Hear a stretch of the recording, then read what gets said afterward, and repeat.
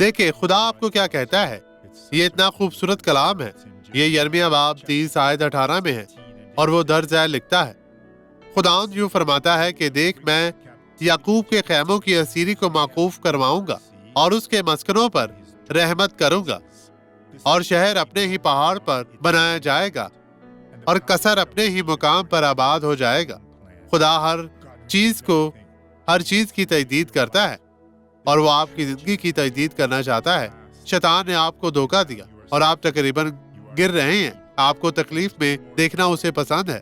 آپ کو اس کی ضرورت نہیں ہے۔ یسوع کے پاس آئیں، اپنے گناہوں کی معافی مانگیں، اور خداوند آپ کو برکت دے۔ آپ کی زندگی بدلنے والی ہے۔ مسیح یسوع ناصری آپ کو بہت برکت دے۔ آئیں اب دعا کریں۔ باپ، ہم دعا مانگتے ہیں کیونکہ ہمیں یقین ہے کہ تو ان تمام لوگوں کی تجدید کرنے والا ہے۔